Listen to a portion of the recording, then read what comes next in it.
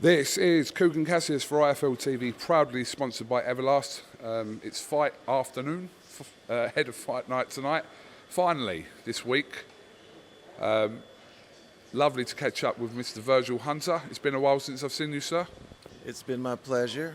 It's been a good week here, and we finally meet and finally get to talk about a few things. Absolutely. I can't remember the last time. Obviously, Virgil, I've known you for several years, involved with several different fighters, and I can't remember the last time I saw you. But have you found this week in this kind of new environment of boxing, in the bubble here, can't leave here, it's like Groundhog Day here? Well, this is my third bubble, so I've adjusted to it, and it's not a pleasant thing, but it's tolerable to get the job done at hand, so I accept it. I spoke to Joshua Buatsi yesterday and asked him about how the situation came about where you two are working together now, so I wanted to kind of get your take on that and, you know, why you decided that you would be working with Joshua Buatsi. Well, I met Josh in New York. He came up and introduced himself. I was aware of who he was, and we had a pleasant conversation, and interesting enough, he told me that he would contact me in the future about us possibly working together, which he did several months ago. So he had an invitation to come over. We worked out for a couple of weeks. He enjoyed it. We meshed, and he decided to make a go of it. And he's here, and I'm glad that he's here, and I have an opportunity to work with such a fighter of his caliber. When you look at Joshua Buatsi, who's still making his way up that ladder to be in contention with all the top guys in the weight, but what do you see specifically in Joshua Buatsi that you look at and think, I like that, I would like to work with that? Well, first and foremost, his attitude and his mental approach towards the game. And what I mean by that, he's serious. He's in tune to what he wants to do. He lives the lifestyle of a fighter. He also brings a lot of physical attributes to the sport, which is first and foremost a prerequisite of obtaining a championship. That's his goal. And I'm here to help him try to fulfill that goal, and hopefully in the future to manifest itself.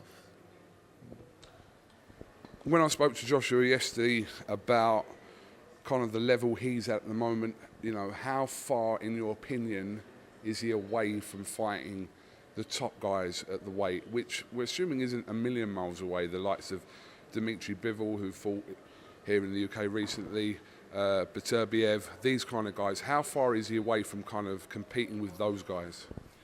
Well, one thing that we did discuss is I'd like to have a couple of fights with him to get to know him, and also to work on some of the things that I feel like he needs to work on. Physically, he's there, but it takes more than your physical attributes. You have to have the mental IQ and the mental toughness and the mental awareness and know who you are as a fighter to fulfill that dream. So we're a little off there. If I had to put a timetable on it, I would say inside of 2 years, he should be ready for a title shot.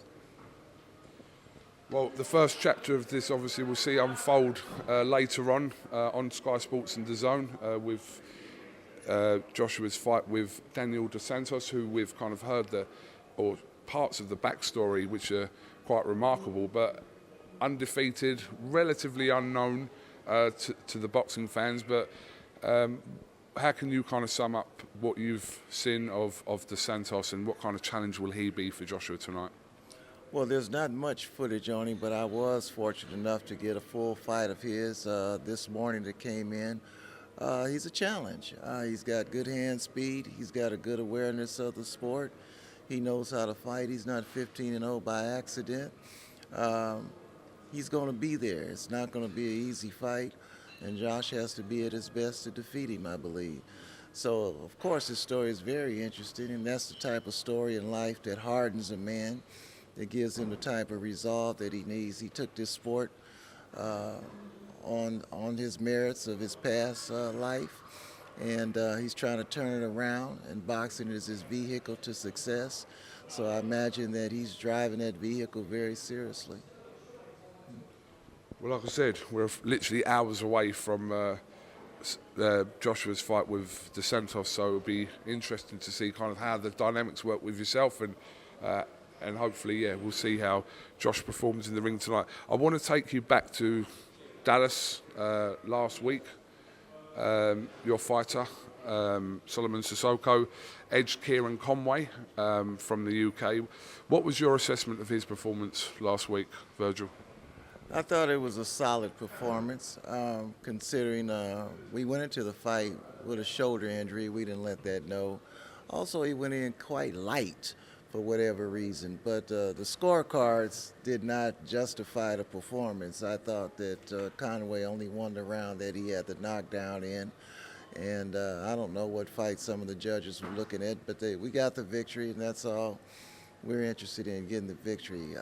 We'll have to assess some of the judges next time when we look at the list who's going to be judging Sissoko's fights. I don't know what it is they were looking at, but again, we got the victory, so I'm happy about that. I do want to ask you about the much talked about all week fight between Canelo and Billy Joe Saunders, which ended with a fantastic performance, first of all, from Canelo. Yeah, what was your kind of assessment on his performance and also Billy Joe's performance as well on the night? Well, what can you say? Canelo was Canelo. He went into the fight with total confidence in his abilities. He exhibited his qualities and his abilities. I think Billy Joe fought to the best of his capacity, gave a good account of himself until that crucial punch landed. And who knows what happened after that, but the fight was stopped. And answers probably soon to come. But I give Canelo an A on his effort, and he's right now the future of boxing, and he's on top of the world, and it's going to take a real man to beat him, and let's hope one is out there.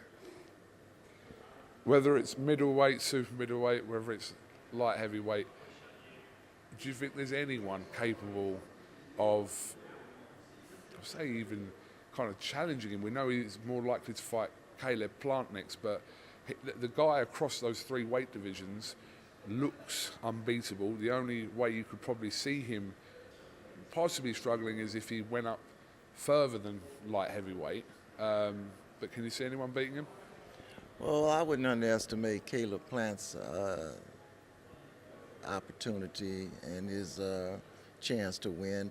One thing I do notice about Canelo, if you look at his fights with Golovkin, he can be touched pretty consistent with a jab, which is Caleb Plant's main weapon.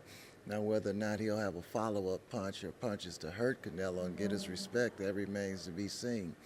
Also, I think David Benavidez would give a good account of himself. There's a reason why he's being avoided, whether you want to give an excuse or not, but we can't question Canelo's choice of fighter right now. He's in the driver's seat. But if he's victorious against Plant, I think the public's going to be demanding that he does fight somebody who they feel has an opportunity to beat him. Bivol will be a good choice, although I think his past performances have leveled off. He hasn't gone beyond the win. In other words, he hasn't done anything where you just go, wow, he's the one. I mean, you have to respect his abilities, and you have to respect his quality of opponents. He has fought some good guys. Beterbiev, I mean, he's getting a little older, but that still would be a great challenge because of the physical qualities that Beterbiev brings to the table. So outside of those guys, I think that also Charlo, if he carries 68 well, I think that he would give a great account of himself because of his toughness, because of his power, and his determination to win. So there's some fighters out there that would give him a great challenge, and hopefully we'll see those fights in the future.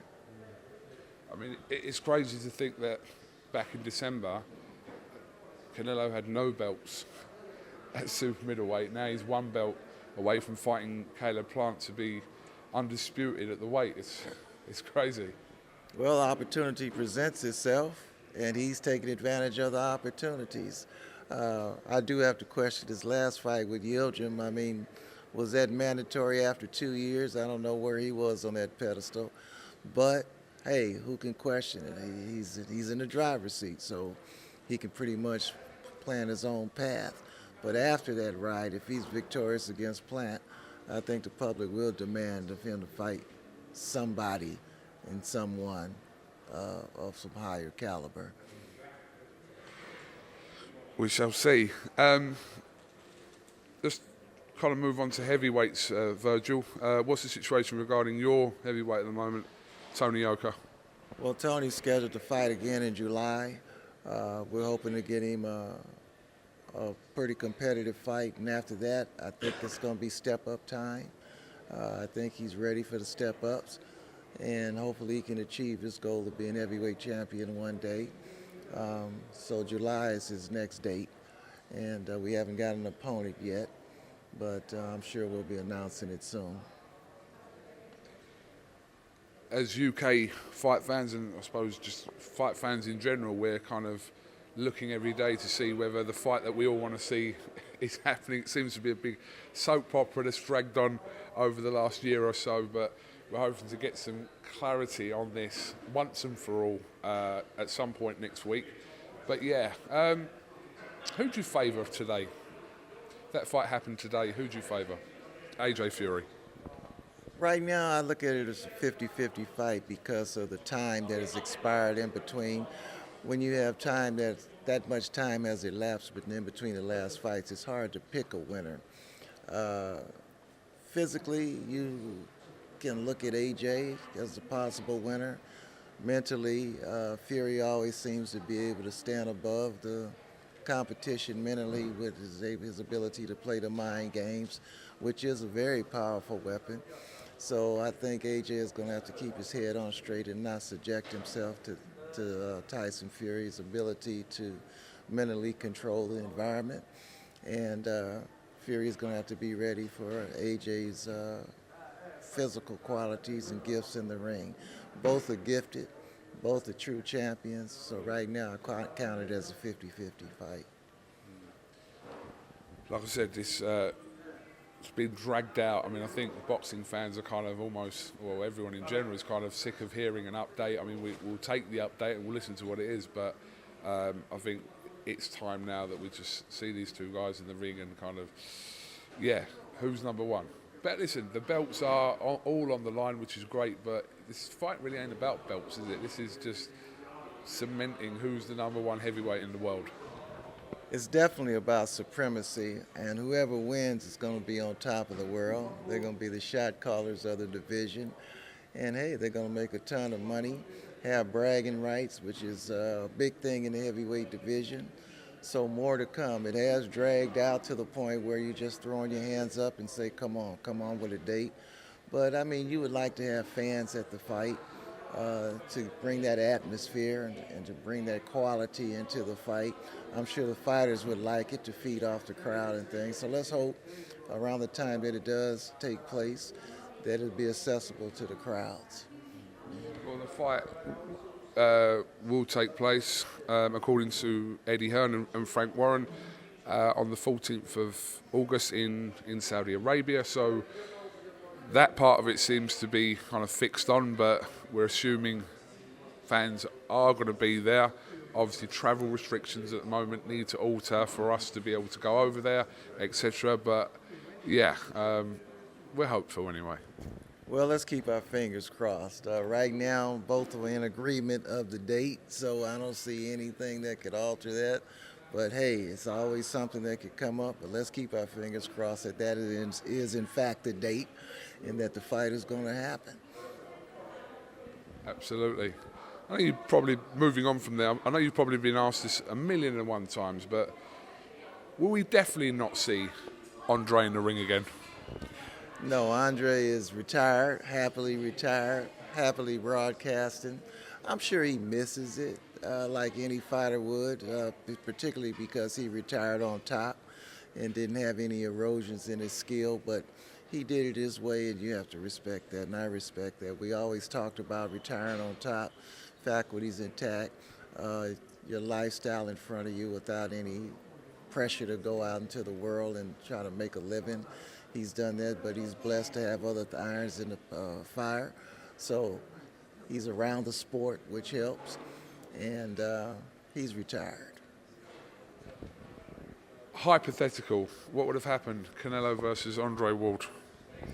Well, it would be unfair to both to say what would happen, but I would think being Andre's trainer and knowing who he is, if both of them were at their best, that Andre does have the attributes to offset Canelo, give him a difficult fight, and defeat him. But at the same time, you can't take away Canelo's qualities and abilities, and I'm sure it would be a fight for the ages and one that the fans would love to have had take place. But me being Andre's trainer, I have to favor Andre, knowing in the back of my mind his qualities that he has, and also Canelo, with what he brings to the table, would make an exciting fight. I mean, they fought in the same era, so the fight could have been a possibility at some point. But what a fight it would have been!